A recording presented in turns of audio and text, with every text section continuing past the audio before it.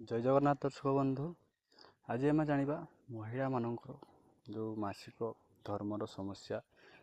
ଅନେକ ମହିଳା ଏମିତି ଅଛନ୍ତି ତାଙ୍କର ମାସିକ ଧର୍ମର ସମସ୍ୟା ରହୁଛି କିମ୍ବା ତାଙ୍କର ଟାଇମ୍ରେ ସେ ସମୟ ହୋଇପାରୁନାହିଁ, କିମ୍ବା ବହୁତ ବ୍ୟକ୍ତିମାନେ ଅଛନ୍ତି ମଧ୍ୟ ଏହିପରି ମହିଳାମାନେ ତାଙ୍କର ସମସ୍ୟା ଦୂର ହେଉନାହିଁ, କିମ୍ବା ଋତୁସ୍ରାବ ସମୟରେ ଯନ୍ତ୍ରଣାର ସମ୍ମୁଖୀନ ହେଉଛନ୍ତି। ସେହି ବ୍ୟକ୍ତିମାନଙ୍କ ପାଇଁ ବା ସେହି ମହିଳାମାନଙ୍କ ପାଇଁ ଏହି ଭିଡ଼ିଓଟି ରହୁଛି। ଦେଖନ୍ତୁ, ଏଇ ଛୋଟିଆ ଗଛର ପତ୍ରଟି ଯଦି ଆପଣ ବ୍ୟବହାର କରୁଛନ୍ତି, ନିହାତି ଭାବରେ ଆପଣଙ୍କର ଯେଉଁ ମାସିକ ଧର୍ମର ସମସ୍ୟା ତାହା ମଧ୍ୟ ଆପଣ ଦୂର କରିପାରିବେ। କିମ୍ବା ଋତୁସ୍ରାବ ସମୟରେ କୌଣସି ଯଦି ଆପଣ ଯନ୍ତ୍ରଣା ଅନୁଭବ କରୁଛନ୍ତି ବା ଯନ୍ତ୍ରଣାରେ ଆପଣ ରହୁଛନ୍ତି, ତାହା ମଧ୍ୟ ଆପଣ ଦୂର କରିପାରିବେ। କିପରି କରିପାରିବେ, ଭିଡ଼ିଓଟିକୁ ଆପଣ ଶେଷ ପର୍ଯ୍ୟନ୍ତ ଦେଖନ୍ତୁ। ଏ ପତ୍ରଟିକୁ ଆପଣ କିପରି ସେବନ କରିବେ ତାହା ମଧ୍ୟ ମୁଁ ଆପଣଙ୍କୁ କହିଦେଇଛି। ଆପଣ ମଧ୍ୟ ସେହି ଉପାୟରେ କରିଲେ ନିହାତି ଭାବରେ ଆପଣଙ୍କର ସମସ୍ୟା ଦୂର ହେବ ଏବଂ ଆପଣଙ୍କର ମଧ୍ୟ ମଙ୍ଗଳ ହେବ।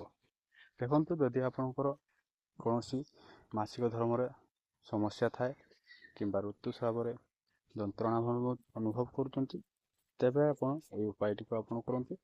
ଗୋଟିଏ ପିଜୁଳି ପତ୍ର ନେବେ। ପିଜୁଳି ପତ୍ର ଆପଣ କହଣିଆ ପତ୍ରଟିକୁ ବ୍ୟବହାର କରିବେ ସବୁବେଳେ। ସେ କହଣିଆ ପତ୍ରଟିକୁ ନେଇ ତା ପତ୍ର ସହିତ ଆପଣ ଅଶ୍ୱଗନ୍ଧା କିଛି ମିଶାଇବେ। ଅଶ୍ୱଗନ୍ଧା ଆପଣ 2 ଚାମଚ ନେବେ।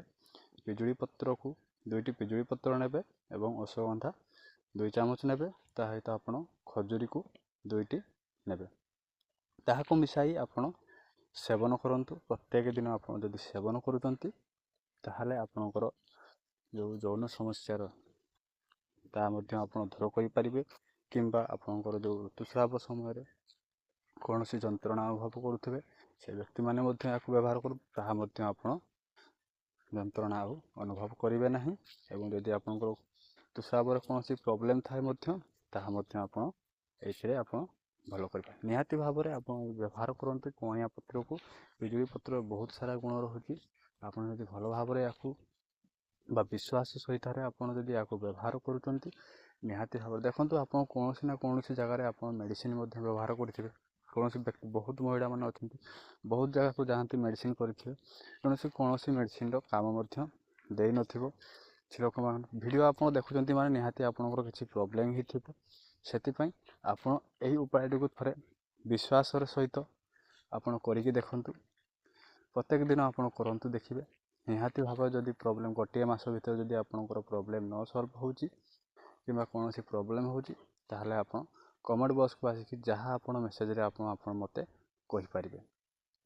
ଏହା ହିଁ ଥିଲା ଆପଣଙ୍କର এই ଭିଡ଼ିଓ ମାଧ୍ୟମରେ ଯେତିକି ଥିଲା ମୁଁ ଆପଣଙ୍କୁ କହିଲି।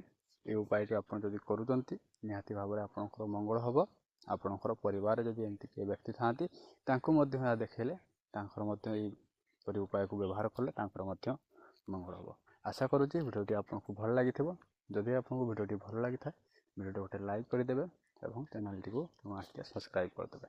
ରହିଲି, ଜୟ ଜଗନ୍ନାଥ।